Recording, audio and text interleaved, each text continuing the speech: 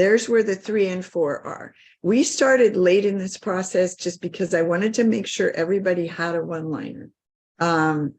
If it's the need one, you can type it in number 4. If it's a should or shouldn't, you can do shouldn't too. They shouldn't see me this way. They should acknowledge me. There's all kinds of ways to do this. I'm just trying to keep it simple so we can work it together.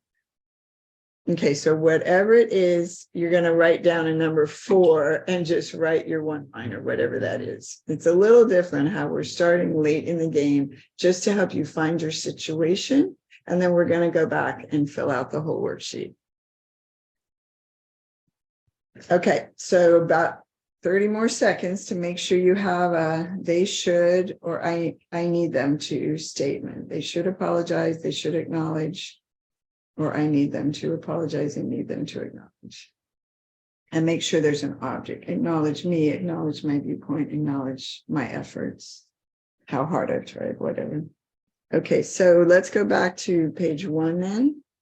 And this is part of the work, but it's really, the work is more the 4 questions and the turnarounds. This is like a precursor to the work.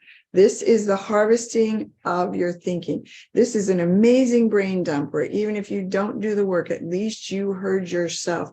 At least those parts of you that are screaming got to be acknowledged and put on paper. And it's a skill. People are a little scared to do this because they're so afraid, oh, if I say that negative stuff, it will come true.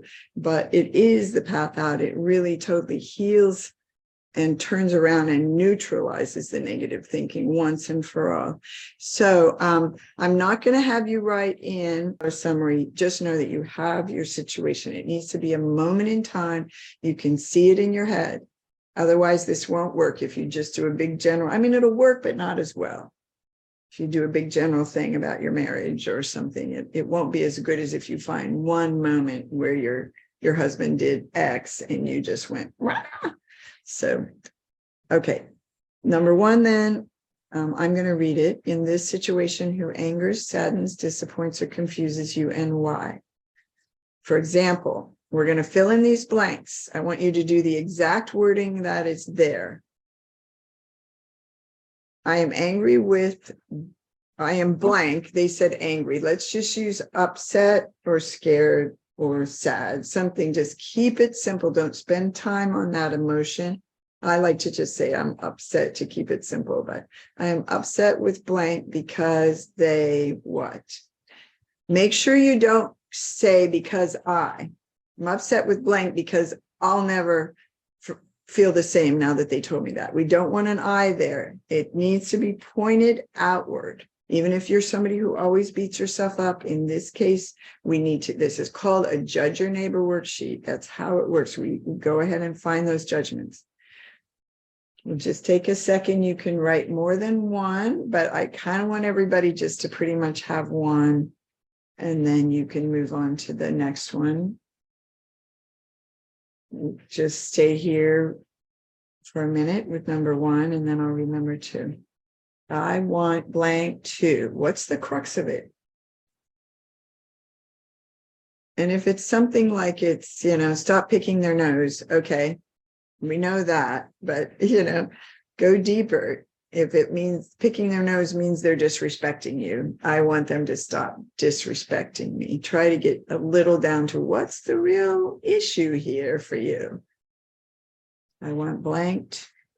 Or I'm upset with blank because what's the reason? So number 2, in this situation, how do you want them to change? What do you want them to do? For example, I want Paul to see that he is wrong. I want him to stop lying to me. I want him to see that he is killing himself. We're pretty much going to do this with 1 or 2, but you can have 20 when you do it on your own or with a facilitator with me. So I want blank to blank. And if you don't even want to write the person's name, you can put him, her, it.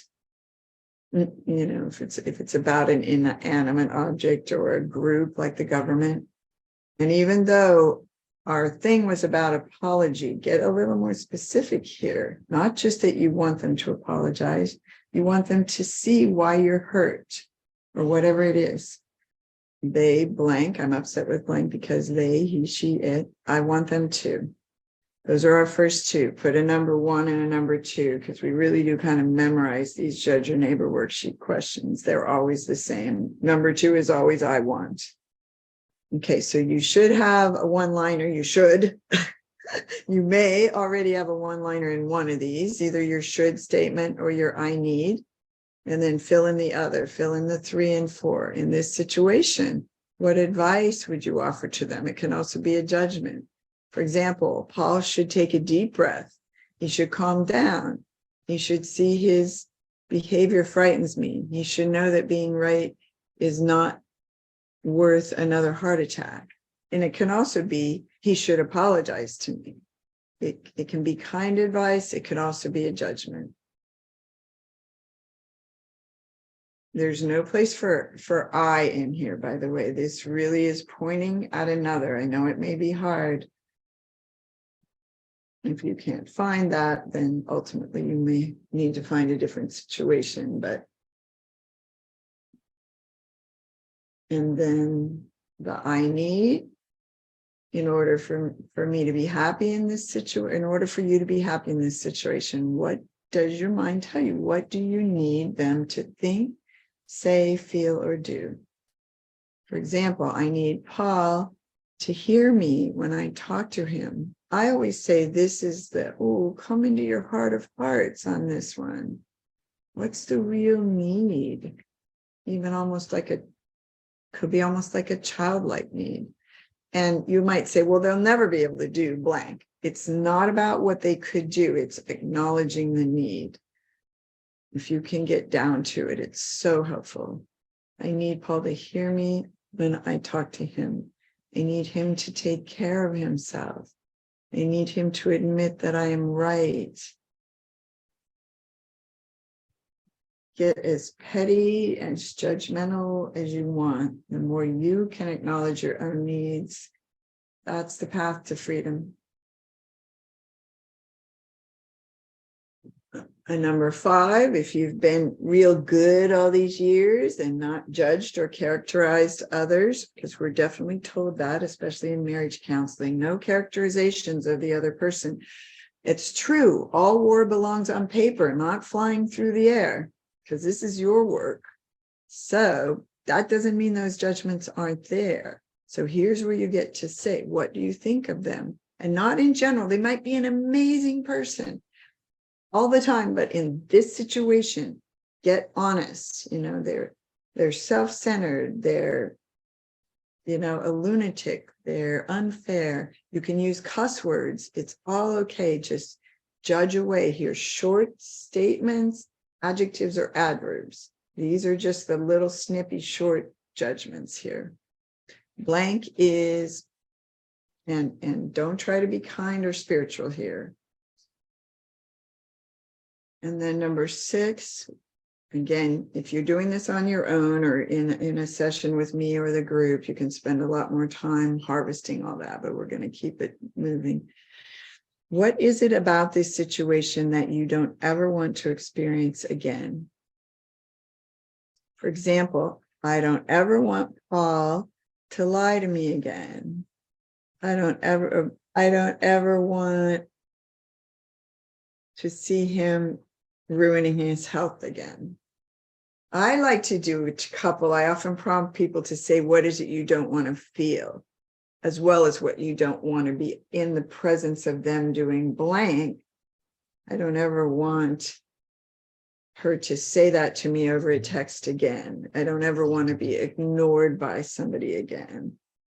And I don't ever want to feel so judged. I don't ever want to feel so incompetent, abandoned. What were you feeling that you don't ever want to experience again?